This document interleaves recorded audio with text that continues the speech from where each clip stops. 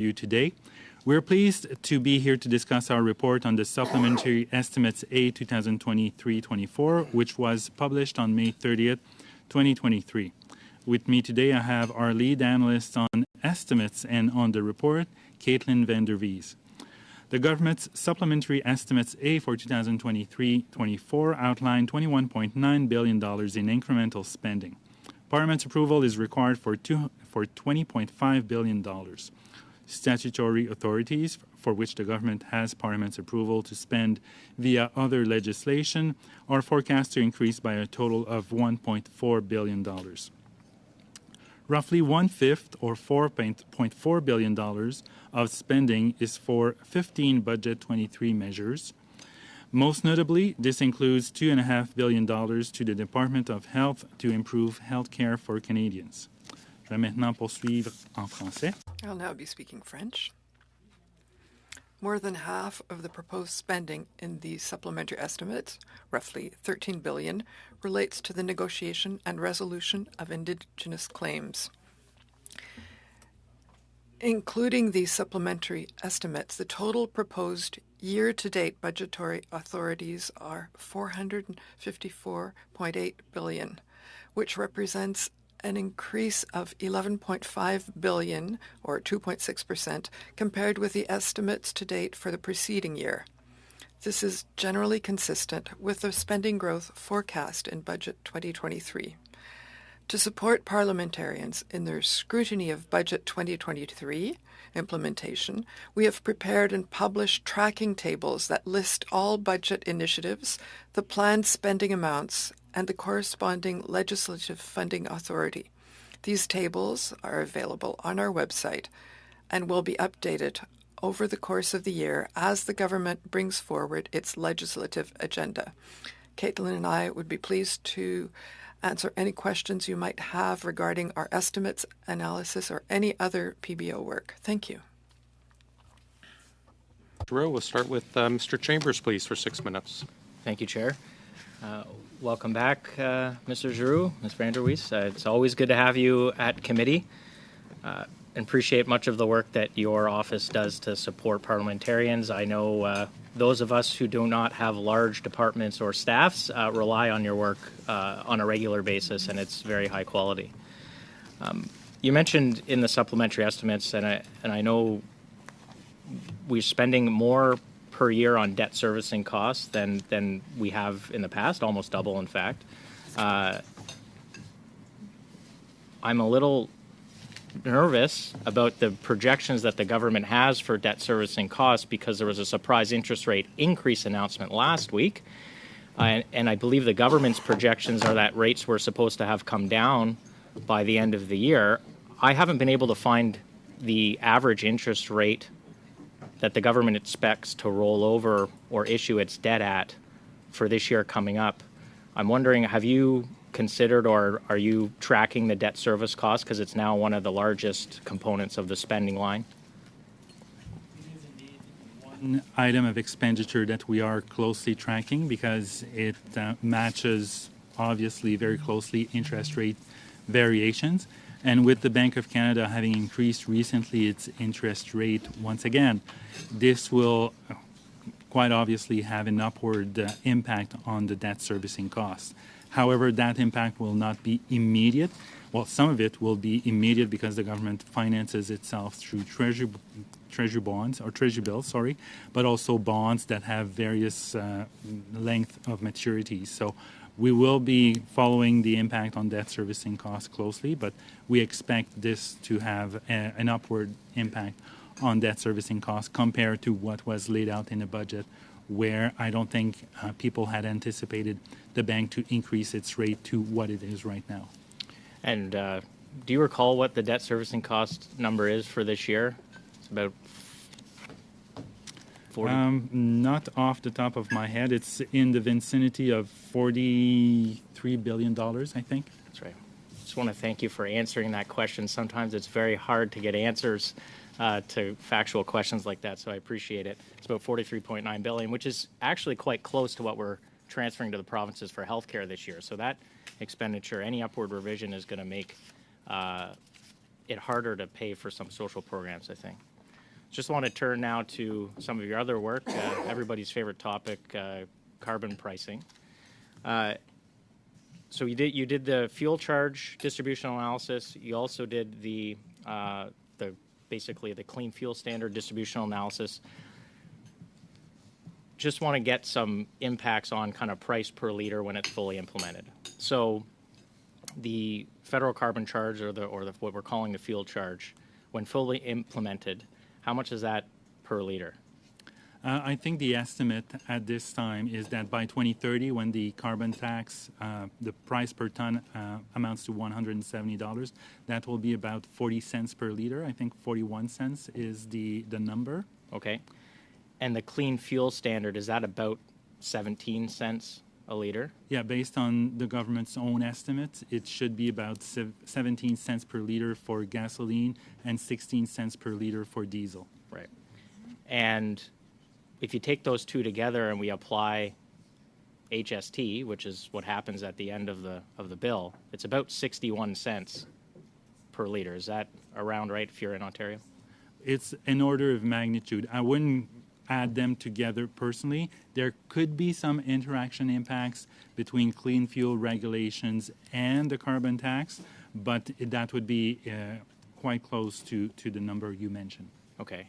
And then in terms of the cost to an average family, so think about Ontario for a moment, that's where I'm from, the federal carbon charge, once fully implemented, net cost is about $1,820. Does that sound about right? Yeah. Okay. And the clean fuel standard, net cost, once fully implemented, about $495? Yep. Okay. Total about just over $2,300 once fully implemented is. Yeah, for an average household, on average, in Ontario. That sounds about right. Yeah. Okay, thank you very much. We spend a fair bit of time arguing about regulation versus carbon pricing versus, other actions the government can take. Most governments are either doing a carbon price or regulations, but our government's chosen to do both. How should we think about the impact that these measures are actually going to have on emissions? Well, that's a good question. So when we look at the clean fuel regulations, they're expected by the government's own estimate to reduce emissions by 26 million tons of CO2 equivalent in 2030. That's the stated impact based on the government's own estimate. The carbon tax itself will also have an impact, and I don't remember off the top of my head the exact number, but the point is that whether it's a carbon tax or regulations, both have a cost. It's a matter of how obvious and transparent the cost is. Thank you, Mr. Chair. Thank you, Mr. Chambers. Mr. Housefather, please, for 6. Thank you, Mr. Chair, and thank you very much to Mr. Giroux for being here. So I just wanted to get a better understanding of the difference between the federal government and provinces. So the public sector, for example, has grown considerably. We've heard a lot about it at our committee recently in the last couple of years. Can you please compare this growth to provincial governments and whether the personnel of provincial governments has also grown to a similar extent over COVID in recent years? It's an interesting question. Unfortunately, I don't have the answer to that question because my analysis has focused, as it generally does, on the federal government, and I haven't looked at provinces specifically over the period of time. Okay, I totally understand, and of course, not your job. I just thought, given how much you know, you might know that too. So let me just ask then, perhaps something that you're more familiar with, the complexity of financial statements.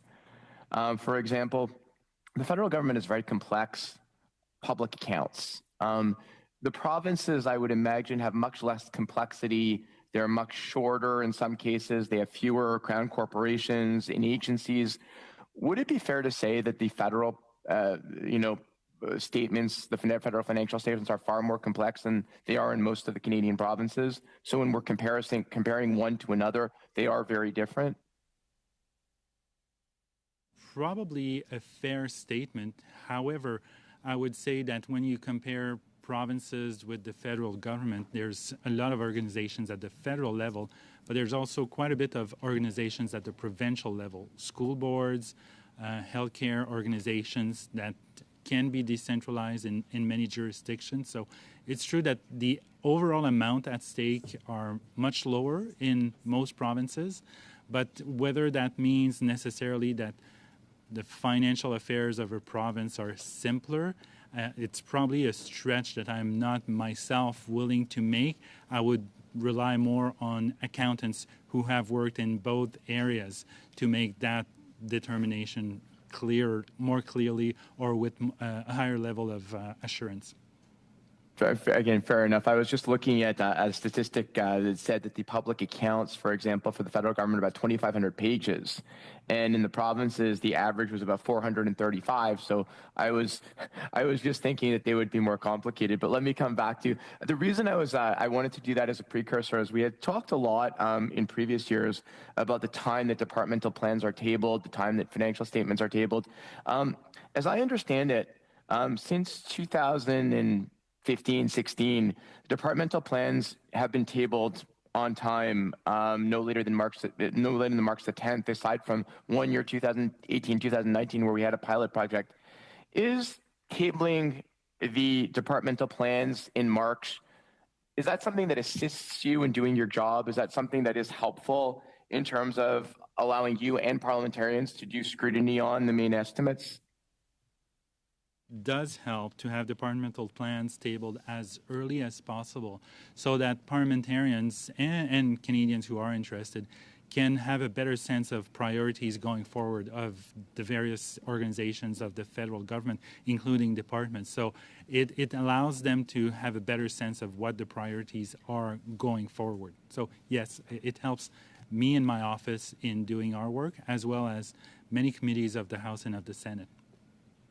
And I think my time is probably coming up. So my last question is, I understand as well that, I've only been a parliamentarian since 2015, but I understand that the financial data that we've seen since 2015 is more than the financial data that was previously part of the departmental plans. Can you advise, is that something that has been useful? Has that helped you do your job?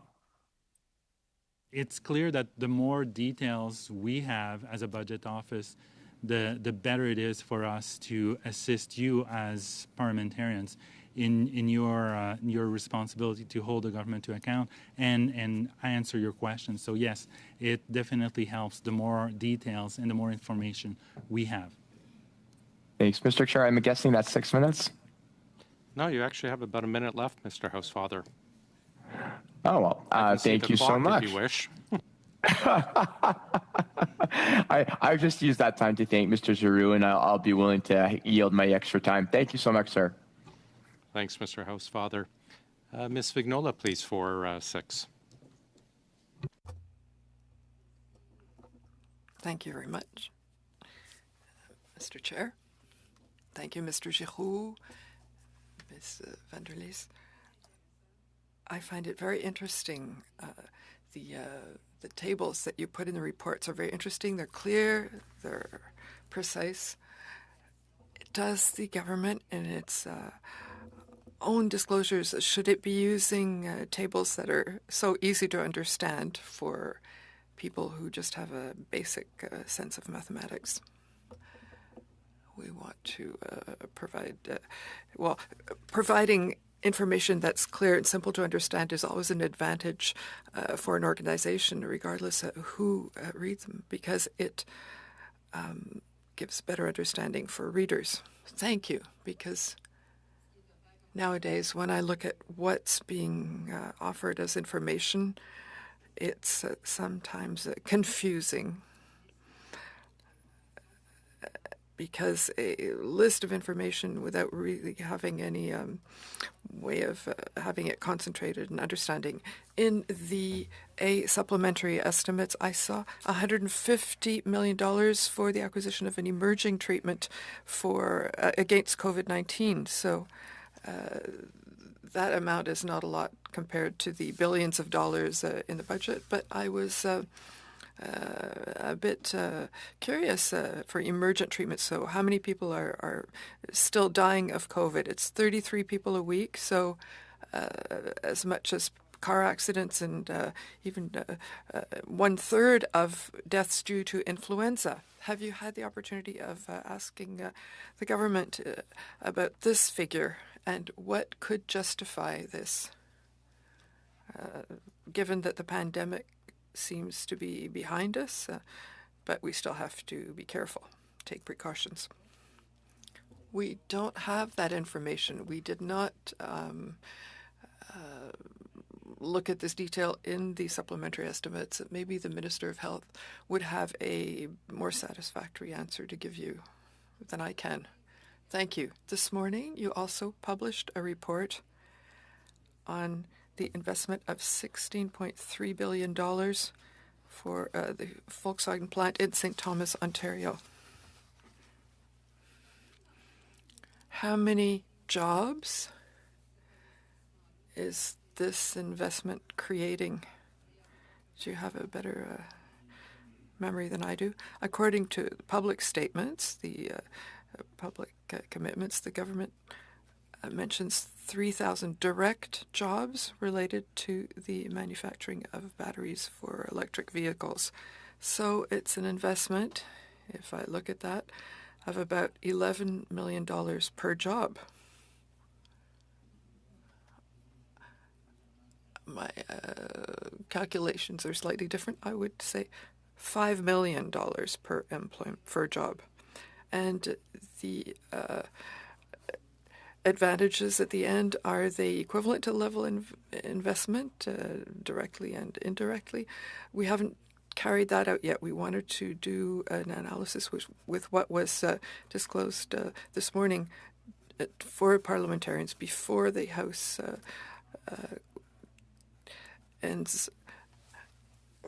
closes for the summer, rather than giving you a more complex analysis. So the analysis of the economic advantages we will be carrying out over the next few months. There was also an issue of confidentiality related to the documents that we received. Many of the documents are confidential, and we did not want to breach that confidentiality. The analysis had not been completed, but we'll go on with it.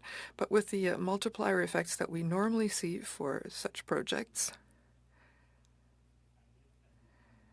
it is still to be determined what assumptions the government used in order to say that the investment will be paid back in 5 years. That seems optimistic to me. In the supplementary estimates, the government adds the addition of $20.5 million. You mentioned that earlier. How do these requests compare to what is presented in supplementary estimates over previous years? And we could take pre-pandemic examples or comparisons. Thank you for your question. I'll be answering in English. Could find the statistics for budget implementation for previous years. They would not be a reliable comparison due to the difference in the timing of the budget and the supplementary estimates, in addition to the pilot project undertaken by the government in 2018 and 2019. But that being said, we can compare it to last year. Last year in the supplementary estimates A, there was less than 20% of the spending for budget 22 measures for that fiscal year in the supplementary estimates A. So that suggests that the budget 2023 items are a bit more advanced at the time of the budget, or that the government feels the need to proceed with the implementation of budget items this year at a quicker than it did in the previous year. Thank you very much. Mr. Johns, please go ahead. I'm really glad that my colleagues have brought up the carbon tax, and I've got some comments and maybe some questions that maybe you can help me with. Now, at $170 per ton, can you tell me about what percentage of households would get a rebate on that? My understanding is that all households will get a rebate. That's how the system is designed. Yeah. The issue is whether they will get a rebate that exceeds what they have paid in carbon tax, directly or indirectly. And my understanding is it varies by province, but the majority of households will get more in rebate than what they pay in income in carbon tax, either directly or indirectly. Yeah, I believe it was 80% outside Yes. of Nova Scotia, right? Yep. Okay, so the 2 out of 10 households that aren't going to get it, they're higher income earners. They can Generally. afford to, buy a hybrid or put in a heat pump. That's the idea, Yep. right? Okay, great. Now, I just wanted to clarify, because sometimes we wonder who's fighting for the 2 out of 10 and who's fighting for the 8 out of 10. I'd say I'm arguing to fight for the 8 out of 10 to make sure that they're not picking up the tab.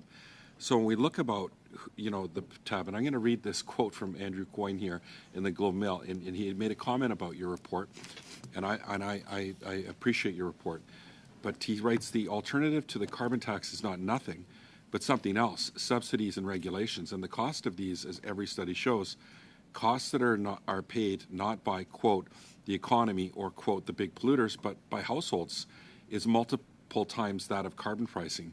More to the point, under the alternatives, there are no rebates. Not only are the costs greater than under a carbon tax, but 100% of them fall on households. The rebates are zero. Can you comment on that?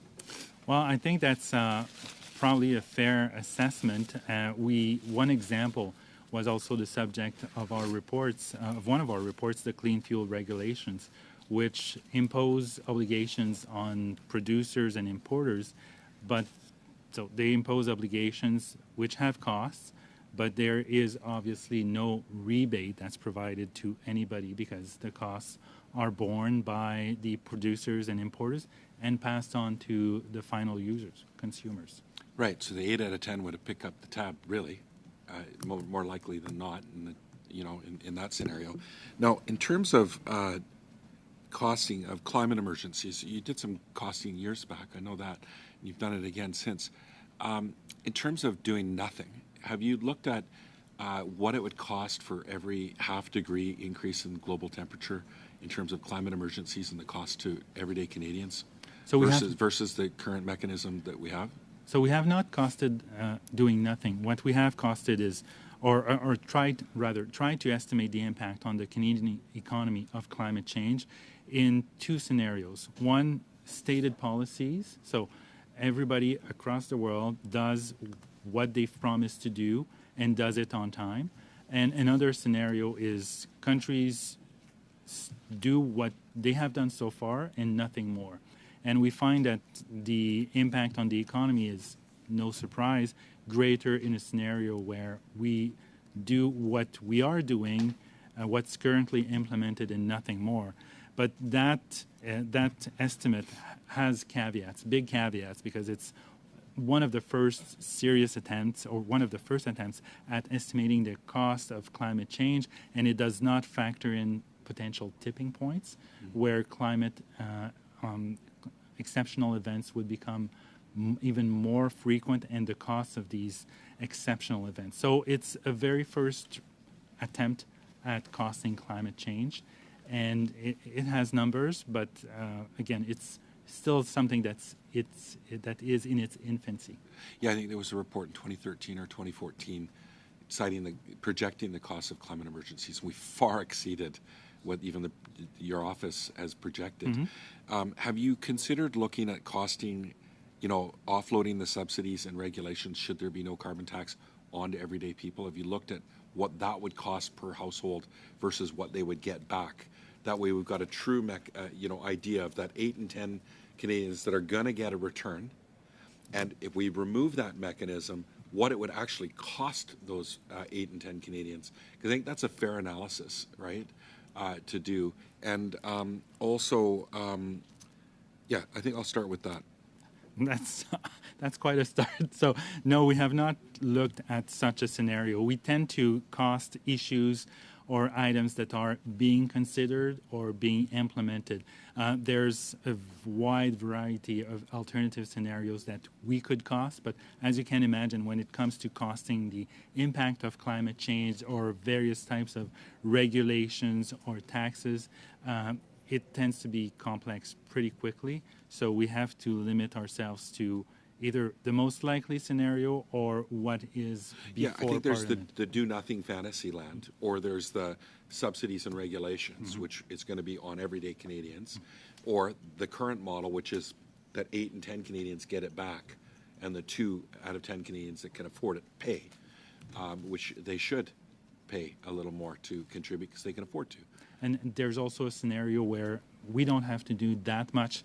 We just have to implement new technologies that will Right, the 2 take in off. 10 buy the hybrid. That They is save money. that They is buy our a time, heat I'm pump. afraid, Yeah, Mr. Johns. good. Thank you. Perhaps next round, Mr. Deltel for 5 minutes. Thank you so much, Mr. Chair. Real pleasure for me to see you back, and especially at this job as a chair of this committee. Monsieur Giroux, bonjour. Comme je vous... Good morning, Mr. Giroux. As I said earlier, it's with great pleasure that I meet you again. We often read what you say, you're often quoted, and we're very happy with the work you're doing, which is neutral and objective, based on facts and figures. And as we say, figures are stubborn. You appeared before the committee on May 8th, and you and your group are very prolific. You've regularly published reports, including the 18th of May of 2023, which is a distributive analysis of regulations, of the clean fuel regulations.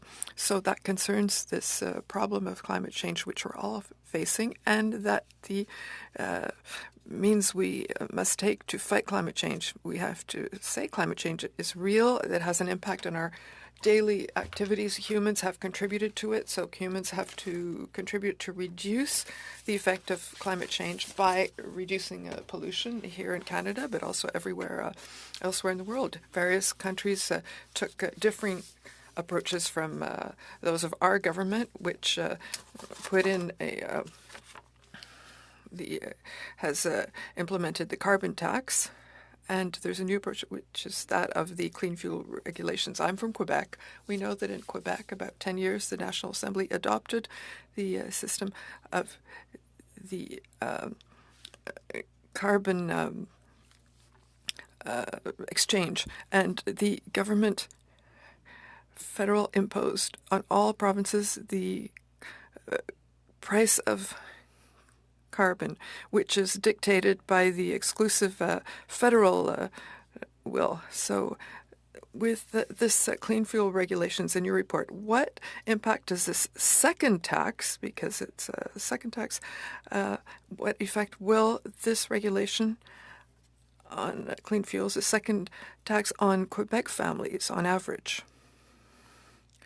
The clean fuel regulations, we estimate that in Quebec, the average impact will be a net cost per family of about $436 per family in 2030 when that regulation will be in effect. So that's $436 more than what people are paying now. Yes, because it's applied in addition to the carbon tax or to the mechanism used to reduce greenhouse gases, which provinces such as Quebec and BC have decided to implement, which is different from the federal carbon taxing. So if the government decides to impose this second tax, have you evaluate the effect on the $436, or will it be a tax on the tax and we'd have to add on to the $436? You mean HST? Yes, I think that would be added to the tax, but we're talking about 5%, so it's not a huge amount compared to the $436. But the $436 includes also the economic impacts that the families will feel. What do you mean by that? The decrease of certain economic activities, which will be brought by an increase in fuel costs, which is hard to avoid when one increases sensibly the price of an input as important as gas or diesel. So, for example, the food we're eating, which is transported from the farm to the supermarket and supermarket to our house, the second carbon tax will be applied and will have a direct impact on families. Yes, and that's taken into account in our estimate. Have you evaluated the cost at the gas station per litre? No, we did not evaluate that. The government did and gave us that data, and the government comes at to about 17 cents for gas and 16 for diesel in 2030, when the regulation will be fully in effect. And so that's 17 cents more per litre. That's in addition to that first carbon tax. Yes, in jurisdictions where the carbon tax is applicable.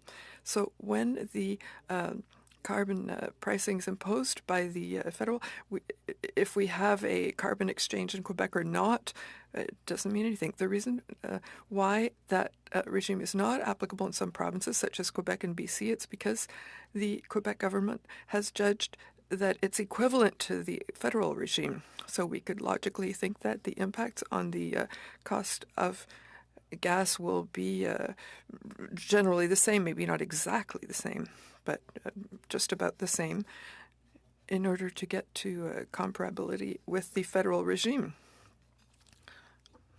Thompson, please. Thank you, and welcome back to committee. I'm just going to circle back to something that we spoke about the last time you appeared, and it's part of the conversation today. Certainly the costs to the economy, the Canadian economy, from climate change. And I think earlier today it was referenced as an exceptional event, but I would argue that it's probably very much a regular event.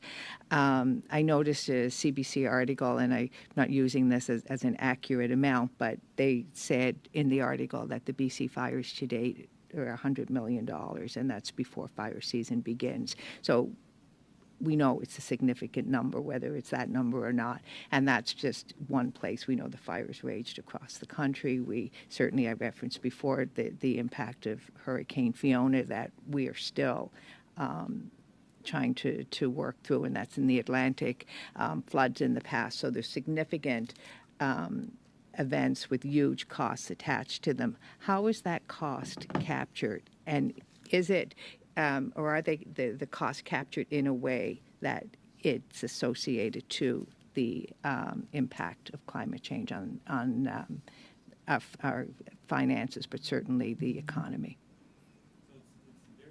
Difficult to capture accurately the costs of these climate events for different reasons. So one, it's difficult to determine with a reasonable level of certainty whether it's due to climate change or whether it's the normal, or which part of it is due to climate change and which part of it is due to regular occurrences or other factors. For example, more human activity in forests, to use that example, as opposed to climate change. And I'm not a climate scientist, so I don't pretend to know.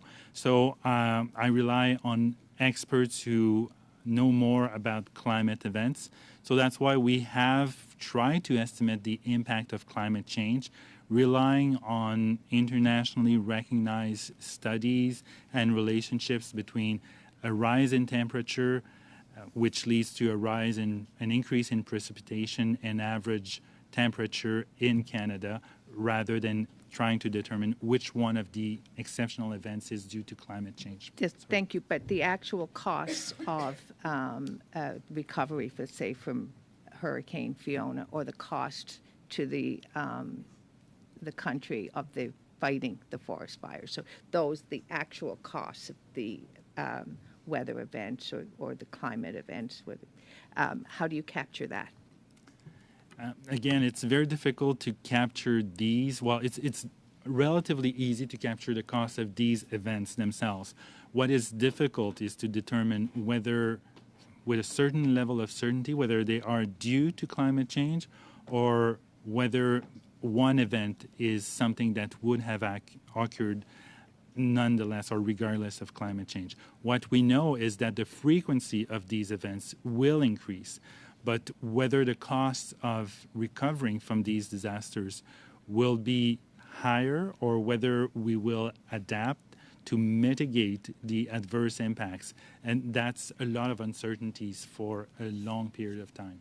And so I'm just drilling down on this because when I look at your reports, and they're quite thorough, and I said Hurricane Fiona, which is very close to my home, and we know the costs associated with that weather event are significant. we're in a cycle now where we're seeing more events coming in real time and one after the other. So those costs are part of financial statements. So where would they appear in the financial statements? Because you're not necessarily budgeting for the extent of the weather systems. I mean, I wouldn't believe budget for the forest fires that happened pre-forest fire season. So where would those numbers be carried?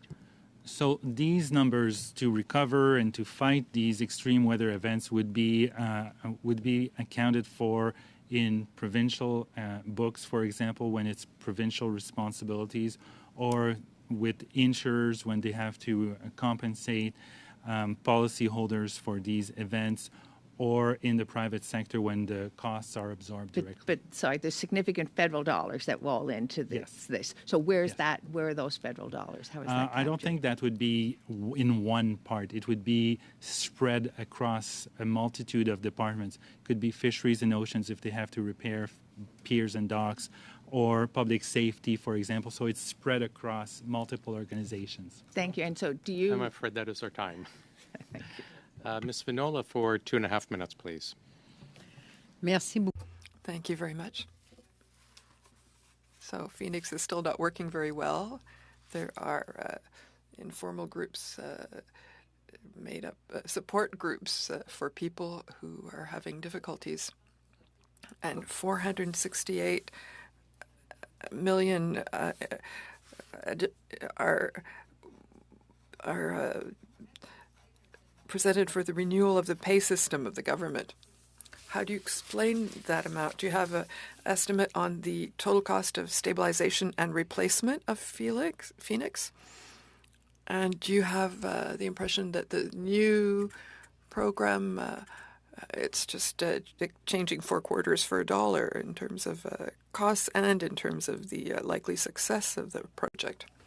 Thank you. Last time we looked at the Phoenix pay system in order to estimate its costs was in 2019. So a lot of water has flown under the bridge since then, and a lot of money has flowed as well. And my reaction when I see that there were hundreds of millions, additional millions,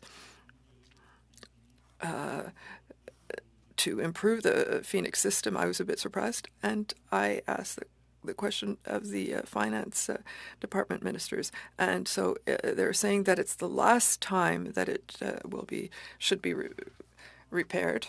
So I share your cynicism, but I must say, yes, I was surprised.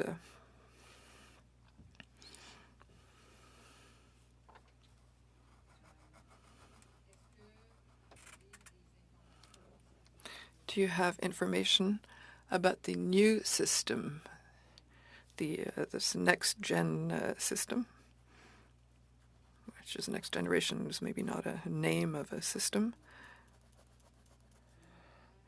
Do you have amounts or ideas about the successive tests that are being carried out currently? No, I don't have any additional updated information about the system that should improve the situation. I'm sorry. Over to you. Okay. So a couple of things. In your 2021 report determined that spending levels were not high enough to meet operation and maintenance costs to provide clean water for First Nations. Have you analyzed the funding levels for clean water programs in the 2023-2024 estimates? And if so, is this enough spending to meet First Nations clean water needs? So yes, in 2021, we estimated that the capital spending was sufficient, but the operational spending, the operations and maintenance, was not sufficient. We have not updated that study since then, unfortunately. Okay, but right now it'd be pretty easy to say it's not sufficient, given what information you have.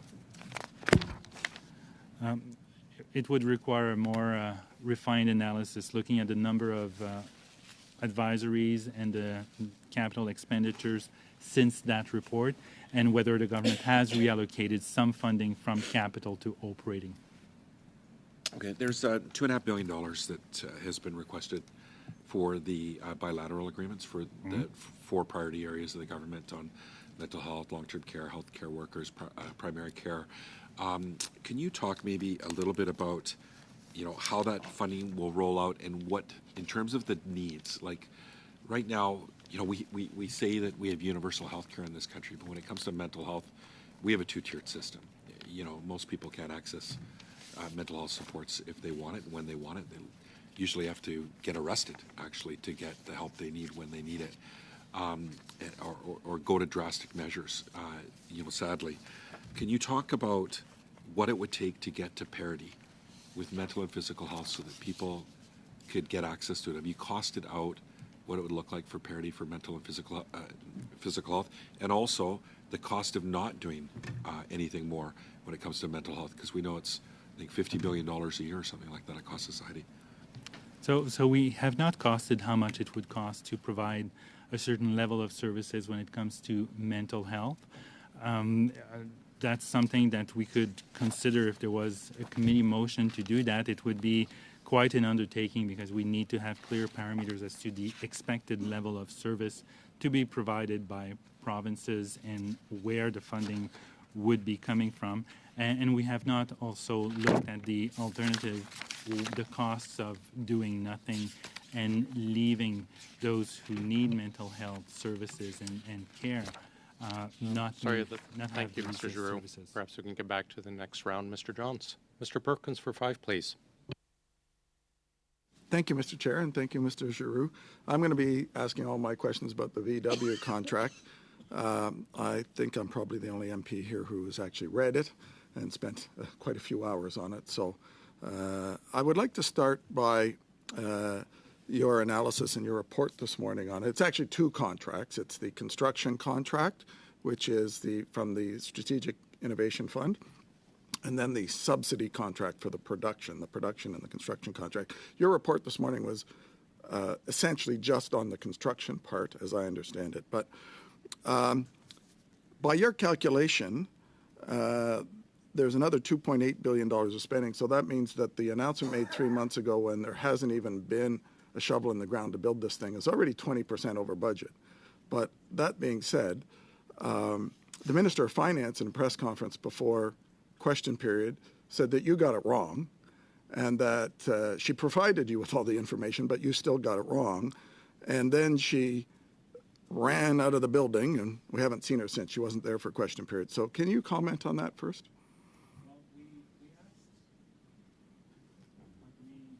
We asked information to the Department of Finance and, the Minister of Finance and her officials, as well as Minister Champagne from Innovation, Science and Economic Development. And I believe we got all the information we were told exists and all the information we requested. And there was nothing in the information package we got that suggested the government has any plans to make that assistance non-taxable. So under current legislation, it's clear that the assistance the government plans on providing, as per the contracts we've seen, as per the statements that have been made publicly, and as per legislation, as I said, that assistance is taxable under Canadian tax legislation. So we verified also with officials from both departments that our interpretation is the correct interpretation. So I am quite confident that the information we got and based on our interpretation of the legislation, that the assistance the government will provide will indeed be taxable. Put that together with the stated aim of the government to ensure that the assistance provided to Volkswagen in Canada will be comparable to what it would receive in the U.S., where it's non-taxable. Putting these 2 elements together clearly leads us to the conclusion that the amount will be $16.3 billion or very close to that under current parameters. That being said, if the government has plans to amend legislation to make that assistance non-taxable, it's the first time I hear that. That was not information provided to us in our information request. Thank you, Mr. Giroux. In the contract, every contract the government signs like these has a sort of net benefits to Canada section, presumably for a foreign company that's making an investment in Canada. Is there any out clauses in the contract that allow the parts that will be bought or created to be assembled at this plant to be bought from countries outside of Canada like China? As we know, most of the world's EV anodes and cathodes for EV batteries are made in China, as are most of the critical minerals.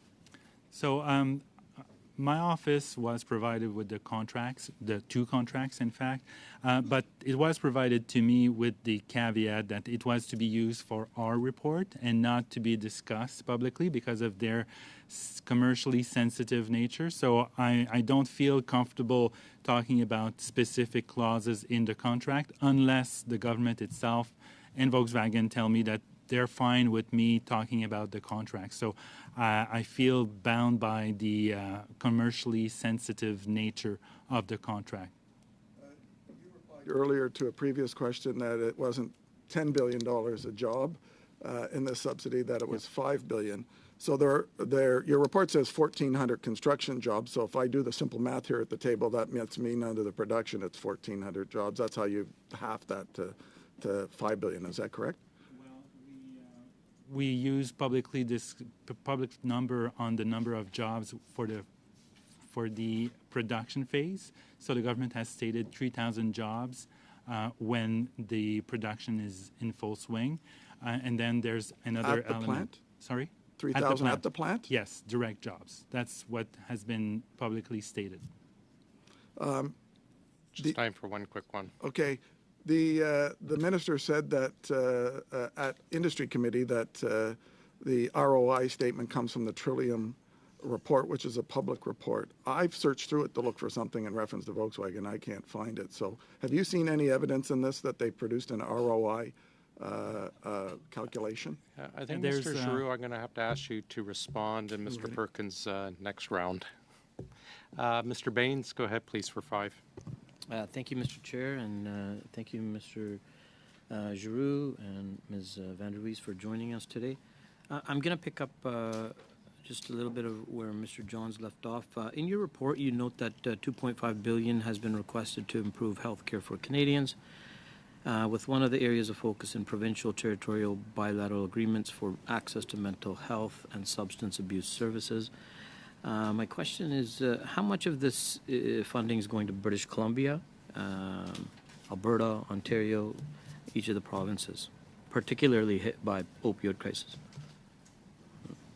We don't have the provincial breakdown for these additional amounts, unfortunately. Okay. Since 2015, the government's improved estimates, tagging items in supplementary estimates that have items stemming from a federal budget. Do you believe these changes are helpful? Yeah, I believe that improves the traceability of funding, and that's helpful in us allowing to provide information to parliamentarians. Yes. Thank you. And department mandates change constantly to meet the challenges and demands that we're faced with as a government. So the PBO in previous years has been critical that at times the results and targets, both in departmental plans and departmental result reports, have not been measured nor set in a consistent way, which skews the report, doesn't give an accurate picture of the work and achievements of the department. So have any recommendations for how we can keep the reporting more consistent? Do you have any recommendations on that? I would say that usually setting performance indicators that are consistent over time is a good practice, with the understanding that priorities can change, but the indicators themselves should not change that much from year to year. There should be a relative consistency of performance indicators over time. Okay. I have a question around the Volkswagen. So the jobs you've indicated make a return after 5 years. Was that? That's the government's. That's what the government has said. Okay, so would it have been better to sort of wait to acquire more of that information about the job creation instead of including that in the report right now? Well, that's the government has indicated that it plans or it believes that the investment that the government is making or the spending the government is making towards the construction and production of batteries will pay for itself over a 5-year period. We have not verified or calculated this potential return ourselves. We have just looked at the construction phase. So is there a reason why you chose not to do that work? Is that the reason? It requires details that we do have, but that could also risk disclosing indirectly the production schedule of Volkswagen. And personally, I wasn't sure if that would be a breach of the confidentiality provisions. But also, even if we were fine with disclosing that, we were running out of time to do that analysis. And that would be conflicting with our aim to provide you with a report before Parliament rises for the summer. So again, then long-term benefits of the new plant, it's hard to consider that long-term benefits in the report. Yep. Is that accurate? Okay. How much time do you have, Mr. Chair? Yeah, 1 minute. That's all the questions I have for today. Thank you. Thanks. Mr. Chambers, please. Chair, appreciated all the questions and the discussion back and forth about the carbon tax. I'll continue on it just for a moment. Farmers or businesses in general don't receive a rebate, correct? And one of the groups that is heavily affected are farmers. And so I appreciate this discussion about, who's really, which families are being impacted. But it seems to me that whether you consider farms as providing a significant subsidy for the funding that happens for the rebates, it's actually quite substantial, including those families who happen to live in rural parts of the country who have, different lifestyle, different impacts, different choices of vehicle, for example. Is that like a fair? Right. A statement. That's a fair statement of facts. Right. And I certainly appreciate the trying to quantify the costs of doing nothing, however that would look, in a model. But there's also a point about, like, what's Canada's contribution or pro rata contribution to that cost, right? Which isn't a full, we're not responsible for all of the climate change effects that happen in the world, correct? So, we can't all of a sudden take 100% of the costs and say that we're going to solve it by implementing policies that will affect about, 2% of emissions? Is that? To one other difficulty, in my opinion, of costing a scenario where we do nothing. Whether it's Canada who does nothing and is a free rider and lets other countries do their own emissions reduction, or whether it's the entire world doing nothing, which is a catastrophic scenario. So that leads to various different hypotheses and assumptions. Whether we take Canada as a free rider, in that case, there would be a cost, but it would probably be much more than economic. It would be diplomatic, it would be commercial. So there are various considerations that become very tricky and delicate in estimating a scenario where we do nothing. The Bank of Canada produced a report last year that said the carbon tax in general added about 0.5 point to inflation.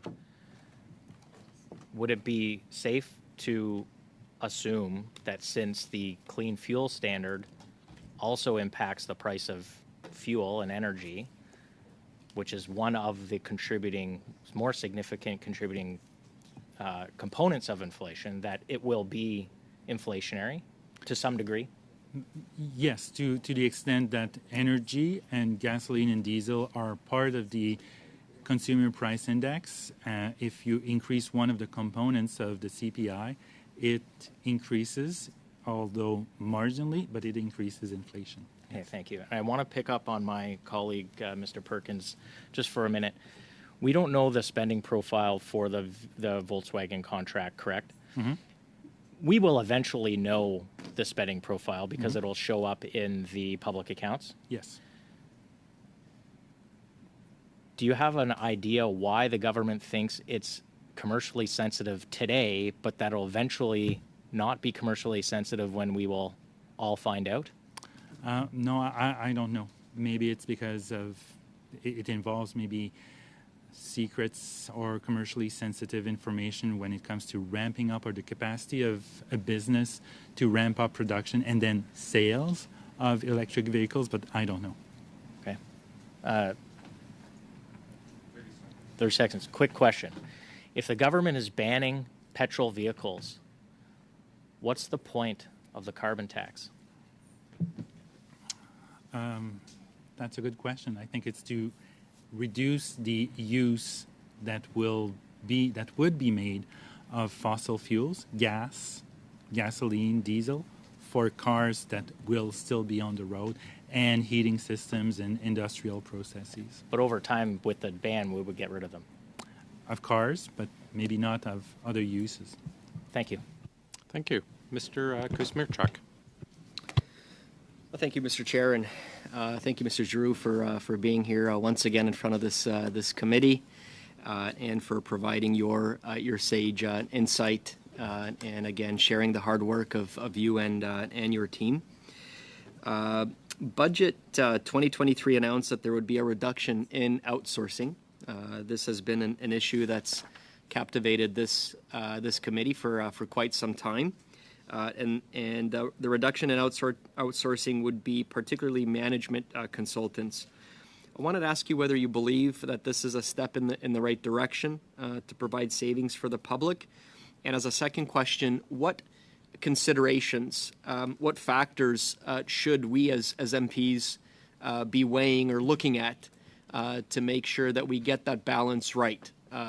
Because again, we've heard that obviously in many ways the consultants do bring value, especially when it comes to knowledge exchange, best practices. Just wanted to ask you what considerations should we weigh as we go about, again, finding that balance, reducing outsourcing, but finding that balance. Question which I didn't expect, and I didn't expect you to be so nice in your preamble by saying that I'm sage. So thank you very much for that. Reductions in outsourcing, I think that should be achievable with some effort, but not like overly difficult, given that there has been an increase over time, especially in the last couple of years, in the use of outsourcing. So I think it is indeed a step in the right direction to use less of these types of expenditures and rely maybe more on the knowledge that's already existing in the public service. And as to what to look for and what to do when it comes to reducing the outsourcing, I would say it's probably outside of my immediate remit, but ensuring that services to populations are not unduly reduced, because some of these consultants are not just management consultants or IT consultants, but there's also service providers for First Nations and Inuit health, for example, rural and remote communities, as well as other types of consultants that are necessary. For example, engineering services for the Canadian Forces, which is maybe in short supply in some specialized areas. So ensuring that the savings do not come at the expense of potentially more expenditures down the road, or poorer outcomes when it comes to health, for example. Is it also fair to say that obviously this government has a very robust posture, I guess you could say, or a policy program, developing tremendous programs like the Canada Child Benefit, $10 a day child care, We're seeing, for example, the complete revitalization of the industrial heartland, manufacturing heartland in Canada. Very ambitious policy on the part of this government. Just today in the House, we were debating the Canada Disability Benefit, which again is going to, I mean, this is generational. This is historic, that is going to lift millions of Canadians, provide financial security for millions of Canadians, lift hundreds of thousands of persons with disabilities out of poverty. So again, a very ambitious program. One that has tremendous impact on Canadians. Is there a danger that if we cut some of the consulting too much, that it might actually impact on this progressive program, on this robust program of, again, really bringing in tremendous challenges that benefit Canadians? Is there a danger there that it might actually hamper our ability to deliver on those generational programs? Well, it depends the areas where the consulting services would be cut. What specific type of consulting services would be cut? Sorry. So if you cut management consultants, I don't think the risk is there. But if you cut, for example, engineering services or healthcare providers for remote communities, or even some IT specialists that are supporting or developing key systems, there could be a risk. However, is there capacity in the public service to replace these consultants? Probably in many of these areas, but not in all of them. Another question, just changing gears a little bit. You know, we have the benefit as MPs of having your presence here quite frequently to help us understand the budget, estimates, understand numbers and number crunching. A lot of Canadians don't have the benefit of a Mr. Giroux that they can call on to explain, for example, the details of the budget. Are there any recommendations for making the estimates and public accounts a little easier to read or interpret for Canadians looking for information, looking at the budget and the supplements? Is there anything that we could do to make it easier, more accessible for Canadians and MPs to access? To read? I'm afraid any insight you might have on making it easier will have to wait. The estimates will have to continue to be difficult to understand and cut through. Colleagues, if it's okay, 2.5 minutes left for the Bloc and NDP. I'll combine the two of them, if that's fine with everyone. Great. Ms. Vignola, for 5 minutes, please. Merci. Thank you very much, Chair. National defense this week made the headlines. Our soldiers in Latvia have to pay for their own material out of their own pockets.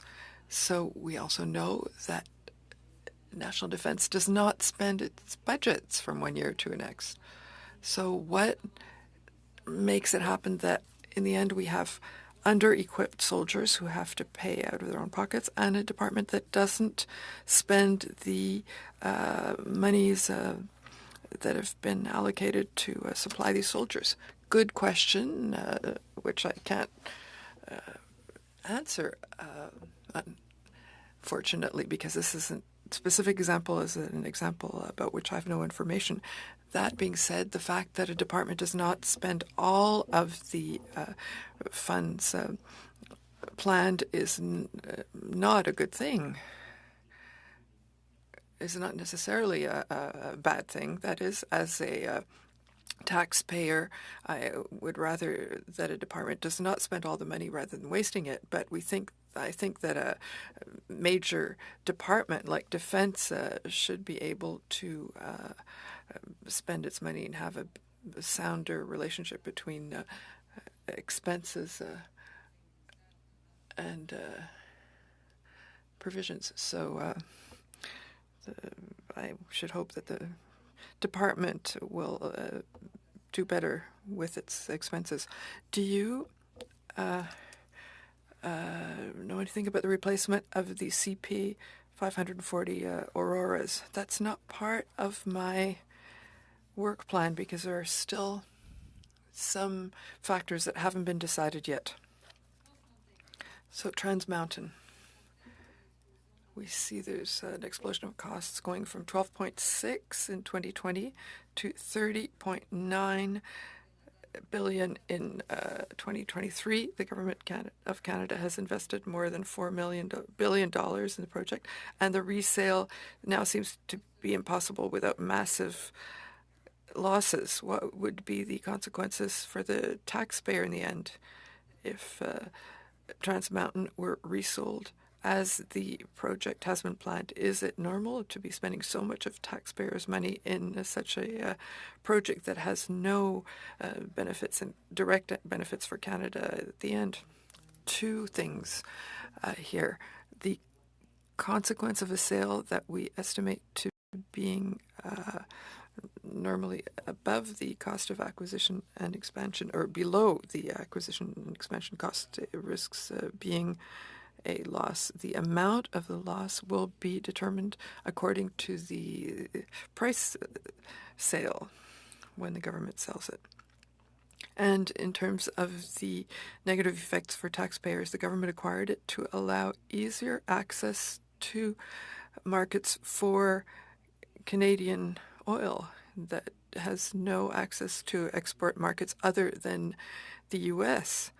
So there could be advantages for producers, a better price for their exported products, because it would be easier to find other buyers than the national buyers and the American refineries. And that's probably one of the reasons that led to the government deciding to buying the pipeline, so that the price of Canadian oil would be higher because of easier exportation possibilities. We see the government that's hiring more and more public servants full-time, 2,300 recently. So we have more than 400,000. So if it's equivalent to about 1% of the population, that's reasonable. We're above the 1%.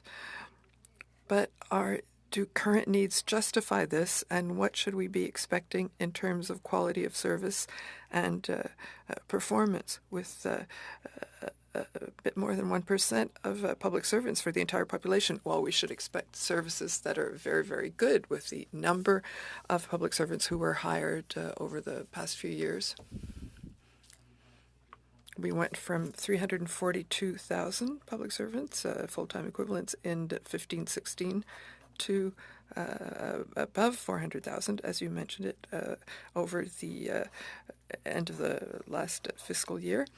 So we should be expecting to have excellent services, but it's not what we see in all sectors. So I just want to go back to the carbon tax briefly here. Now, 8 in 10 Canadians would get the carbon tax, get a rebate back.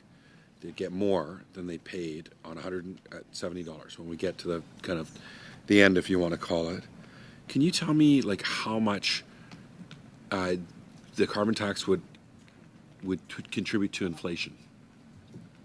So, based on a study by the Bank of Canada that one of your colleagues quoted, the bank has estimated that the carbon tax itself contributes about 0.5% to inflation. Okay. Now, we say we get rid of the carbon tax and, we go towards subsidies and regulations, or try to do nothing. And the U.S. has really made it clear that there would be a border carbon adjustment. What would that look like in terms of implementing that on the 8 of 10 Canadians that would get it back under the current mechanism of the carbon tax versus getting rid of it and having the border carbon adjustment? How would that play in terms of costs on the 8 and 10 that currently get a rebate? And secondly, I imagine that inflation would actually go up significantly more. Well, it depends exactly what would be done in place of a carbon tax. But if we speak just about a carbon adjustment at the U.S. border, so that would probably lead to economic slowdown, and that could be significant depending on the amount of the adjustment that the U.S. would impose. And it's not unthinkable that if this was to be a significant adjustment, it could lead to significant negative impacts on sectors that are more energy intensive. And we've seen what happens when the U.S. imposes taxes for Canadian exports. when it comes to wood products. Like it's been an ongoing dispute for a number of years. So, but it depends on the magnitude of that border adjustment and what type of other instruments would be put in place of a carbon tax. Yeah, don't I know it? Softwood lumber. I live in Vancouver Island, so the $170 a ton. If that was imposed on, everybody at the border, I imagine that would drive inflation significantly without the rebate. Well, it would drive inflation in the U.S. up, but in Canada it would probably have the opposite impact. Okay. It would act as a depressor on economic activity and on prices. So right. It would be the opposite impact right. or effect, which is not much better. In fact, it can be. You can say it's worse because it would depress economic activity. Yeah, gotcha. Okay, thank you for that. Now, in terms of I moved a motion here at the committee to get an idea of the costs of our study on McKinsey. We wanted all documents related to the study. I actually moved a motion to expand the study to include the big six, but without asking for every single document. I was worried about costs associated with that. Can you speak about, your letter to us? You weren't able to get all the data. You cited it's $8 million, just $8.2 million, just at the Translation Bureau, just for, PSPC. Can you give us an idea of what your overall guess would be that the request we made is costing the Canadian taxpayer? So based on information that I got and short discussions I had with a couple of senior officials, the majority of the costs that they were able to identify were related to the translation of thousands of pages of documents. And they say the other costs would be very diffuse and difficult to pinpoint because they don't tend to track activity by each and every one of their staff members. And this would have required a significant number of hours, but in the absence of a tracking system by activity, they cannot estimate that sure. precisely. I imagine it would backlog a lot of requests made to those departments, and that's costly on its own. Any recommendations you can make to this committee, given that, my guess is it's tens of millions of dollars. So any recommendations in terms of best practices to this committee on, moving forward so we get the information we need to make good decisions? And secondly, have you seen a committee do this of this magnitude before? Well, first, very brief answer, please. Sorry? I'm not an expert on committee business, but I would suggest or think of one way to limit these types of impacts to having a clear definition or clear request that is as limited as possible as opposed to being wider and that is less subject to interpretation is what I mean. Thank you very much. Sorry. Mr. Perkins, please, for 5. Thank you, Mr. Chair. Maybe I could let you, Mr. Giroux, answer the question I posed at the end, which is the ROI question. With this $16 billion investment, have you seen an ROI calculation for it, as the Minister claims there is in 5 years? And if not, what would it take to get an ROI on such a large investment? So the ROI I've seen, or the multiplier effect, as some call it, is 3 to 1 in the current state of the sector, the industrial sector in Canada, which could rise up to 6 to 1 if more or the majority of input were to be sourced from Canada. So that would still be considerable at 6 to 1, and that's based on external estimates when it comes to EVs and batteries. Thank you. Did you look at the question of the capital cost allowance? So will Volkswagen still be able to use a capital cost allowance deductions with this investment that they're making? I'm not sure. I don't remember seeing or hearing any public comment, public statement by the government about Volkswagen not being eligible to use CCA, capital cost allowance, as any other business can. So it's quite possible. So Reuters has reported that that it's a $6 to $7 billion investment they're making in the construction phase of this. A larger part, obviously, would that be considerable. Would it require special legislation for them to not be able to use the capital cost allowance? Yeah, that's my understanding because, like any other business, they're eligible to claim it. So to prevent a specific corporation from claiming the CCA, there would need to be legislative amendments to exclude either that type of business or that corporation itself. And is that the issue, referring back to your first answer to me earlier about your calculation that this will actually cost $2.8 billion more than the Liberals are estimating, is based on the fact that there hasn't been any legislation passed to make them tax exempt? Mm-hmm. Exactly. There has been legislation passed, tabled, or even mentioned to this day about exempting Volkswagen from tax on the government assistance that will be provided. So that's the Yves Finance Department documents to make this analysis. So it seems to me that perhaps maybe the minister is more confused about what's required to do that than in your report. Earlier, not at this committee meeting, but I think in briefings earlier today, we've all know that Stellantis is in a position where they've said they will walk away, presumably from their investment or the investment under the same strategic investment fund that is financing the construction of that building, and they're asking for a similar deal to what Volkswagen got, which is what I would do too if I were them, in order to ensure a competitive playing field. You, I believe, said that if it comes through at the same level, will probably cost more than this contract. Is that true? I mean, it's hard to know since we haven't seen a contract for either the construction phase or the production phase.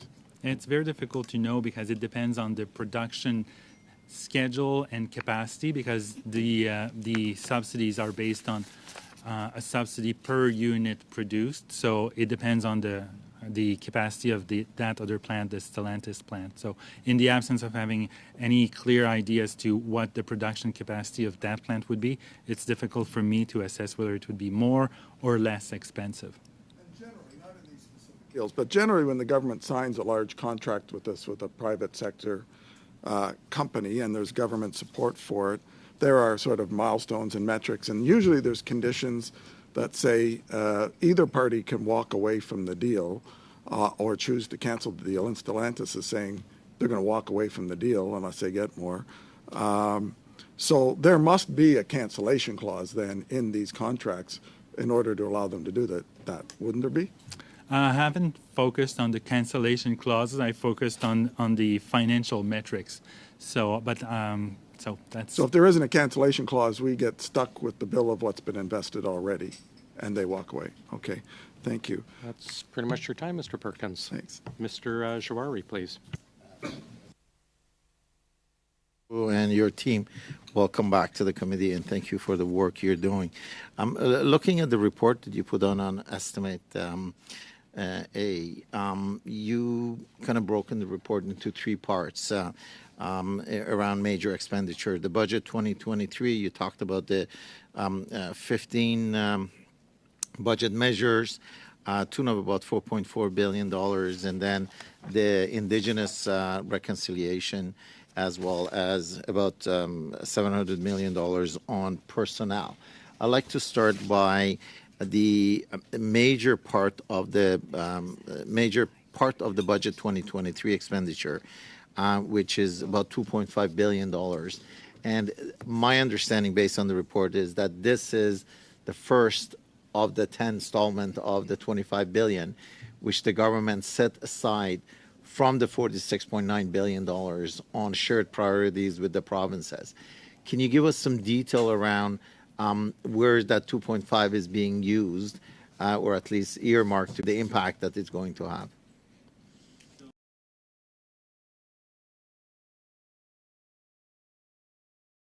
Themselves. On that, we refer to the public statements that the government made when it it announced the investments or the additional expenditures on the health transfer and transfers, I should say. So when you talk about through which the government has announced that it intends to provide 25 billion over 10 years, and then you say, notably, one of the areas of focus in these agreements is improving access to quality of mental health and substance services. So this 2.5 that they have provided or they're accounting for in this estimate is specifically focused on the mental health and substance abuse, and what is the positive impact because it will have, because you further go down and talk about the opioid crisis and and you provide the charge. How do you think this $2.5 billion is going to help? Well, that should contribute to reducing mental health issues, hopefully, and especially those who suffer from addictions, notably to opioids, which is an issue in most regions, if not all regions of the country. So $2.5 billion spread across provinces and territories might not seem a lot, but I think it will certainly help those who suffer from addictions, based on the expertise of public health authorities. Yeah, thank you. On the personal spending, you're talking about $708 million in budgeting authorities as part of the estimate. And can you tell us where this money is being spent in increase on the personal side or personnel side? Sorry. Do you know?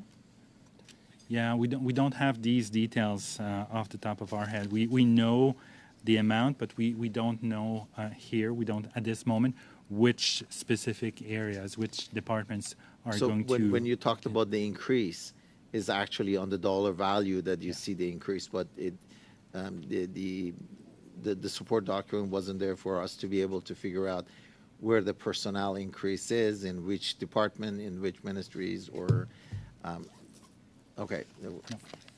It's in the document itself, but I don't have the document in front of me. So. Okay.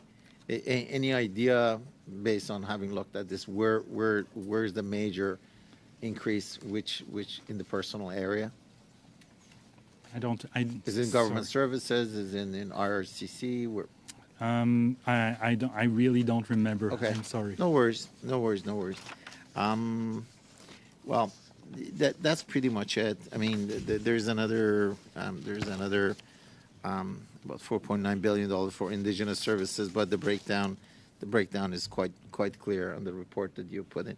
So thank you very much. That's all my questions. Thank you, Mr. Jowhari. Ms. Bloc for 5 minutes, and then Mr. Kusmierczyk for 5. Thank you very much, Mr. Chair. And I join my colleagues in welcoming you here today, both you, Mr. Giroux, and you, Ms. Vanderwees. I appreciate as well the opportunity to ask multiple questions of you, although 5 minutes doesn't give us a lot of time. I do want to follow up on some of the questioning of my colleague, Mr. Chambers, in regards to the carbon tax. And we now have carbon tax number 1, and then we have carbon tax number 2. And I just want to ask you to confirm some numbers for me going forward in regards to the net cost to a household once these taxes are fully implemented. It's my understanding that in Saskatchewan, carbon tax number 1 will cost households $1,723. Carbon tax number 2 will cost $1,117 for a total of $2,840. And that in Alberta, carbon tax number 1 will cost Alberta households $2,773, and carbon tax number 2 is another $1,157. So once fully implemented, that will cost Alberta households over $3,900. Can you confirm those numbers and then confirm if those two numbers are the highest in the country, and if in fact Alberta is the highest of all? I don't have the numbers for the carbon tax itself in front of me, but the numbers you quoted seem to be accurate based on my recollection. And the clean fuel regulations numbers you quoted are exactly the numbers in our reports. So assuming that the carbon tax numbers are right, which I assume they are, so yes, that would be accurate. So Saskatchewan and Alberta paying the highest carbon tax per household in the country, with Alberta being the highest. Due to the economic structure of these two provinces, which rely more on oil and gas sectors than most other jurisdictions in the country. Okay, thank you. I want to switch gears now and just ask you really quickly about the strong, secure, and engaged strategy. Here in Canada, there's an article today just published stating that the Royal Canadian Air Force could not take part in NATO exercises because essentially our Air Force is up on bricks. And what I'd like to hear from you is if you could give us an update on the spending under strong, secure, and engaged, if there actually is enough money to fulfill the stated objectives of this strategy, and if not, how much more is needed? So when the last time we looked at the spending profile for capital spending under strong, secure, and engaged, we found that there was a delay in getting the money spent by the department. So it led to a reprofile. It didn't start as fast as expected, so they had to reprofile out into the future some of the spending. So that, of course, in the absence of an overall increase, reduces the number of pieces of equipment that the government can buy because the value of money tends to decrease over time. That being said, we don't make assessments as to whether that is enough or not to buy all the equipments that the Canadian Forces say they will buy, because there could be reductions in other types of capital spending, for example, base refurbishments or renovations at bases. So the government could choose to still fund the acquisition it plans to undertake by reducing other areas of capital expenditures. Thank you. So are you aware, has D&D, changed their plans to take into consideration some of those delays? Have they put forward a plan to meet the obligations as outlined in the strategy? Not to my knowledge. Last time we released a report on that was more than a year ago, and since then we haven't looked at that. So maybe they did, and we just didn't study that to provide an updated report. Okay, thank you very much. Mr. Kusmierczyk. Well, thank you, Mr. Chair. Before I circle back to my original question about recommendations on how to make it easier for estimates and public accounts on all of us, but all Canadians as well too, I just wanted to take a second to ask you a question on the VW report that you released. I was there this morning, listening very attentively, and I wanted to ask you just a simple question. Have you ever seen, the scale of investment in our auto workers and in manufacturing and in manufacturing communities like this one, like the scale of investment in Volkswagen, in St. Thomas, and also in Stellantis in Windsor, my hometown? So I'm asking you as someone who grew up in an auto town, who has experienced the ups and downs of the automotive industry, that has seen the dark days of 10 years ago, the displacement, the job loss. Have you seen the scale of investment in our auto workers and auto communities like St. Thomas and Windsor that you studied in your PBO report this morning? No, I haven't seen anything like that before. Simple answer. Yes. I appreciate that. Very, very to the point. So going back to my original question, can you just provide us with some recommendations in terms of how can we make the budget and the the estimates just more legible, more accessible, again, to us as MPs, but also to all Canadians who want to look into the numbers and want to look at the business of government. That's, again, a clear question which calls for hopefully a clear answer, but it might be difficult to answer briefly on this one. I think there are many steps that could be taken to achieve the stated objective of making these documents more readable. I think one obvious first step that I mention often is to better align the estimates process with the budget process so that when the estimates, the mains are tabled, we can find budget items more easily rather than tabling the mains before the budget so that the mains don't include what is in the budget. So that would be a very good first step. The other aspect I would recommend is something I try to do myself, but is very difficult, writing in plain language. And it's especially difficult when it's drafted by bureaucrats in various departments that all want to be as precise as possible, but don't have a common culture of writing in plain language. And I'm guilty, and my office is guilty of doing that. So, and having a budget that is tabled at a fixed date or within a short window would certainly allow for better alignment between the mains and the subs. So that would be easier for people like you and your colleagues to hold the government to account and to scrutinize these very important piece of legislation and accountability documents.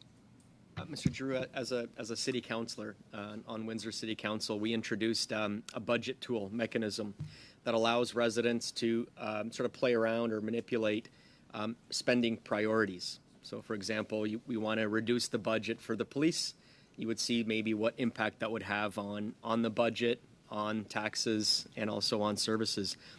Is there a tool that's available that could be similarly implemented to allow Canadians to actually play around with and change the budget to what their priorities are, and to see maybe perhaps what impact that's going to have on the quality of service and also the level of taxation and whatnot? Is something like that available out there? I'm just curious.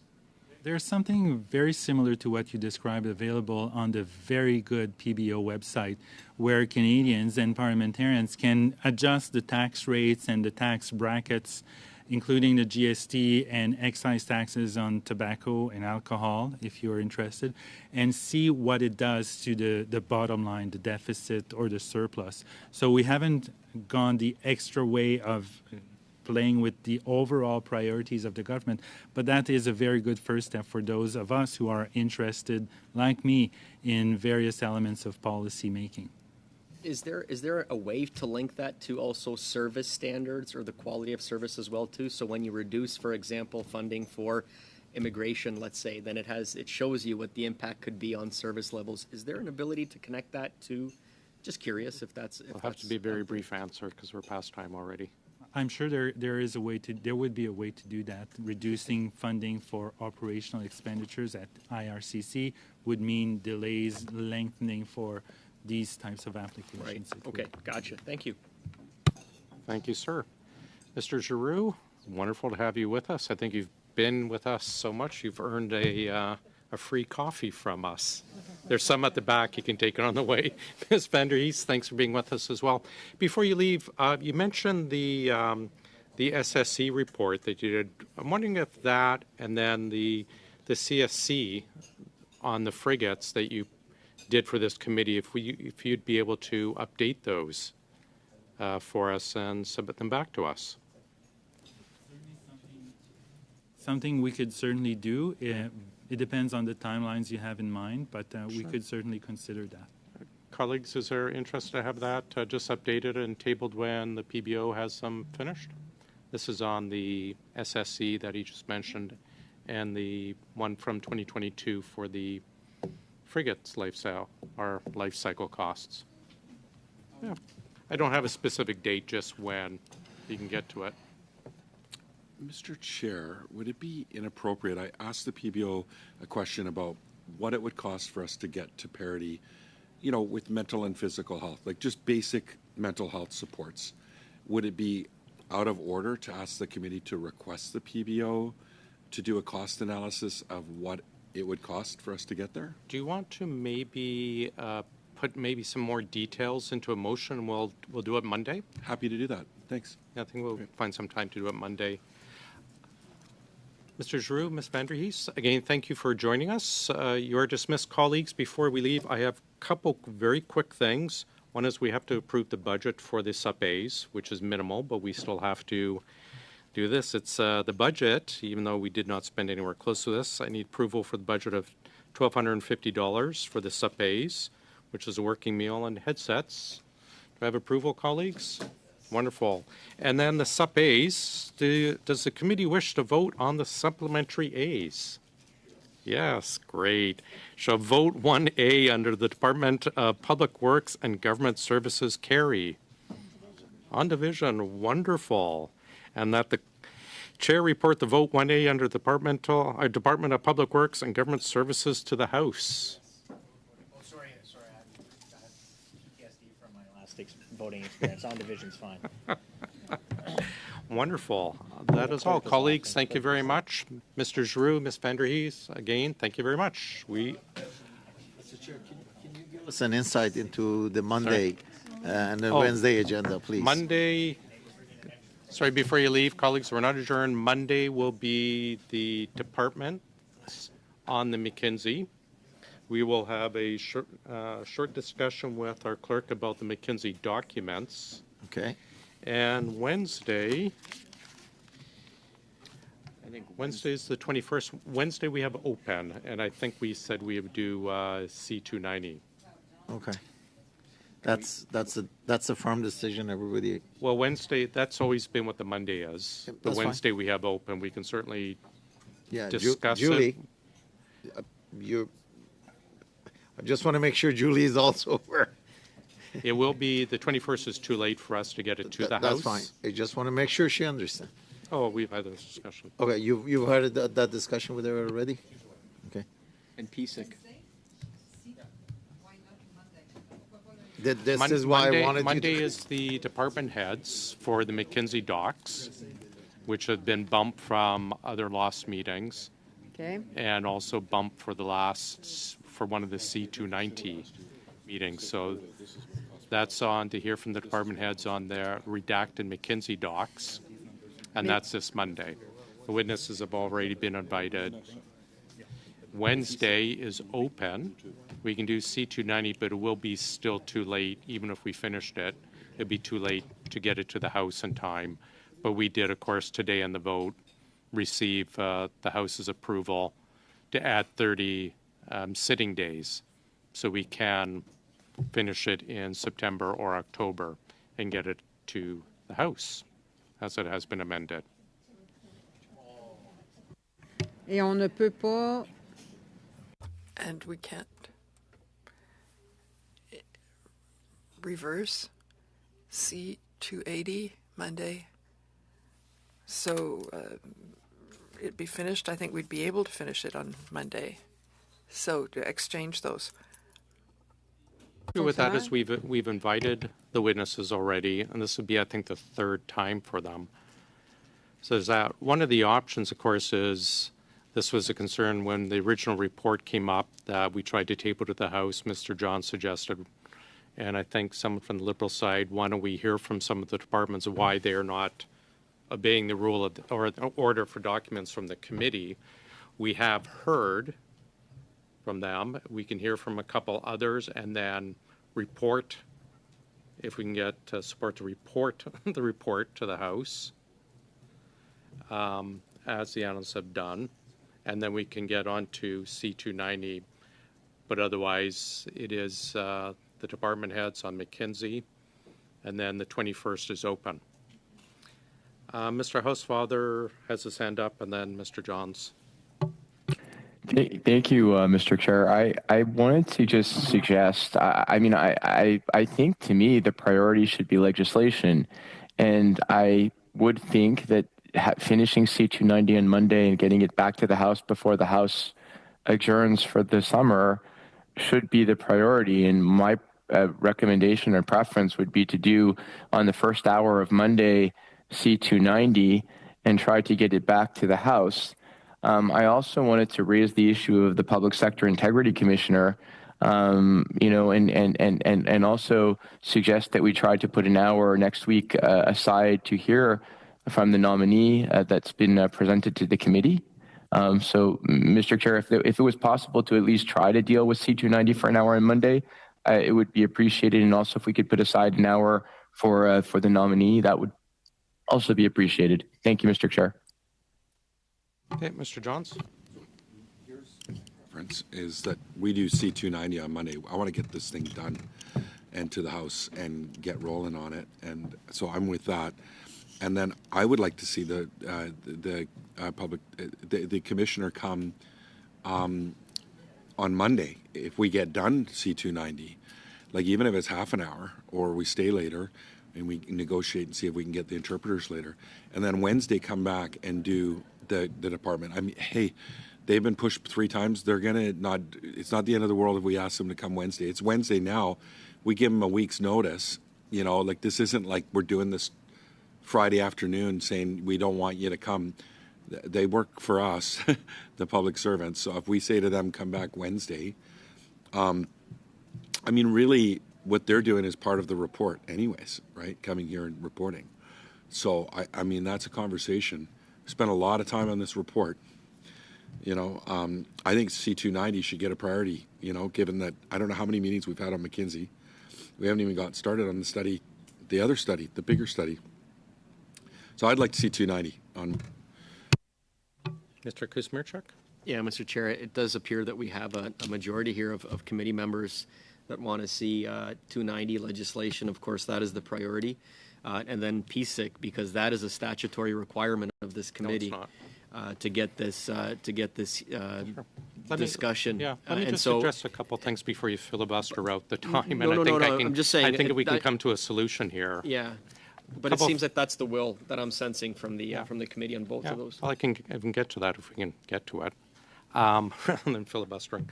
A couple things. If that's the will of the committee, that's fine.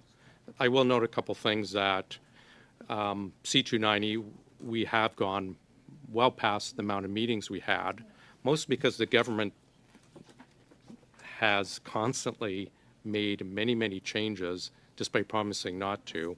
So. I'm sorry, I understand what you're saying, and I appreciate what you're saying, but we would have had this done in May if the government had fulfilled its promise and its commitments to that. But we can switch certainly to C290. The issue about the bureaucrats refusing, it's not an issue of McKinsey, they are refusing an order of this committee that the Big Green Book states they have to follow. And that's why, I certainly think we'll certainly do with the will of the committee, and it sounds like it's C290, but I think we should not forget that this is an important thing where the department heads are deciding what their law should be and what rules they should follow, not Parliament. We can certainly take care of it by doing a very quick vote to send the report to the House. I've promised that it's not going to be used as a concurrence or anything else. It'll be a simple report to the House. But if that's the will of the committee, that is fine. The issue of the public sector integrity person, we have options, and one of the options that's provided in the book is, I think it's option C, do nothing. It's not a statutory requirement for us to review OICs.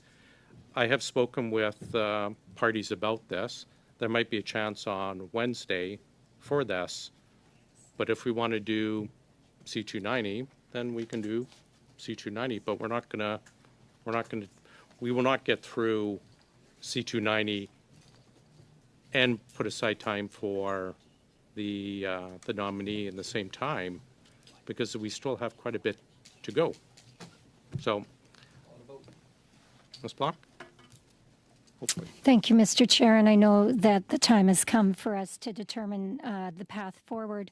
I guess my question would be, what was the purpose of passing a motion in the House today to add 30 sitting days so that we could actually continue to deal with C290 when the House resumes in September? It was a backup in case, and I'll be blunt, I don't see us getting through it, seeing how long it's taken, but if that's the will of the committee, that is the will of the committee. Mr. Johns? 2 hours on Monday on C290. Let's get through it. Yeah, Let's do I'm this. saying that's what we wish to do. Then Let's do it. We'll bump the bureaucrats. Okay. Okay. Mr. Chambers?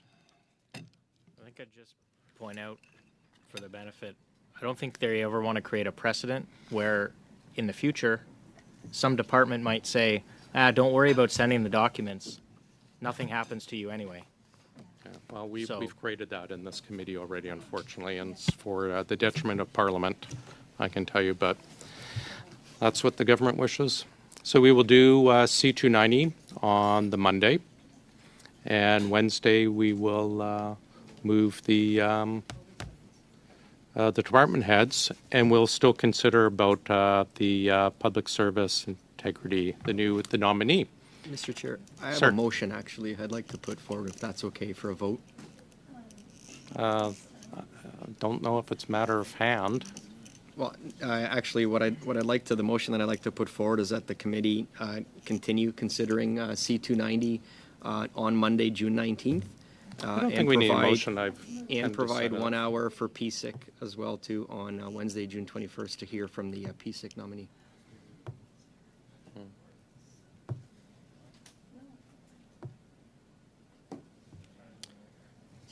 Let's go. Could you repeat it? We started late, though. We started late.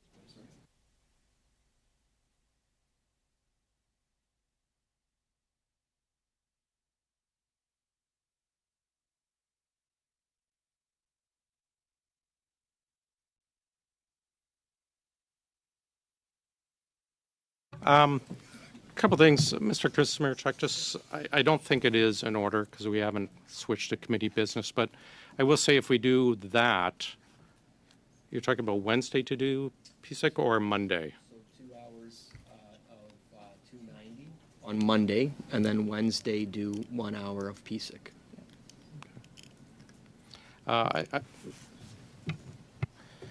would prefer you actually put the motion in writing. We'll do it Monday. I will rule it out of order right now because we're not in committee business. I'd rather we put it in order and do it Monday. We have, I'll be honest, we do have the departments that we're bumping repeatedly. We're only going to get to, we've got 8 departments. Mr. Chair, we are in committee business, so I would ask for a vote to overrule the chair on that. Sure. Well, we'll go to a vote whether to overrule the chair. Court of Division on challenging the chair. If his motion, if my ruling is overruled, then it becomes a debatable motion. And Wednesday, the bureaucrats? Yeah, okay. On finance. Now let's vote. Vote. So the question is, shall the chair's decision be sustained? Right now. Okay. Madam Chair, what's the question? The question is, shall the chair's decision doing, be...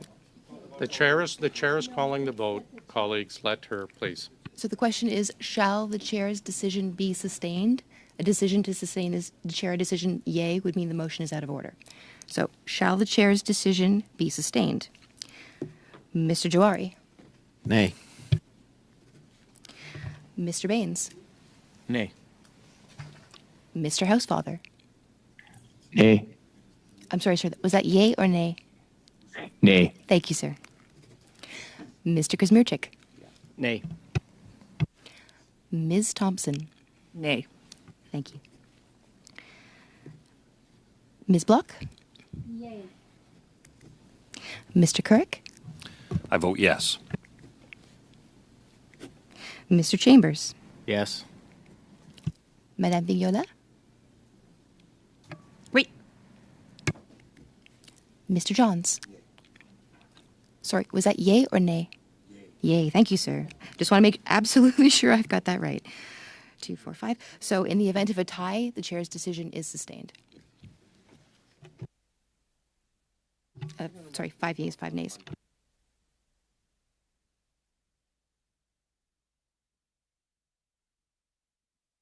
Anyways, Just a word we're doing C290 on Monday. Yeah. Yeah. Colleagues, just to confirm, we're doing C290 for 2 hours Monday. But I do need, sorry, about 15 minutes to go over McKinsey docs. Okay, so at least 10 minutes from McKinsey docs. I'll try and send out a bit of information in advance so we're ready to talk about what we want to do with the docs. Clear? Colleagues, thanks. We're adjourned.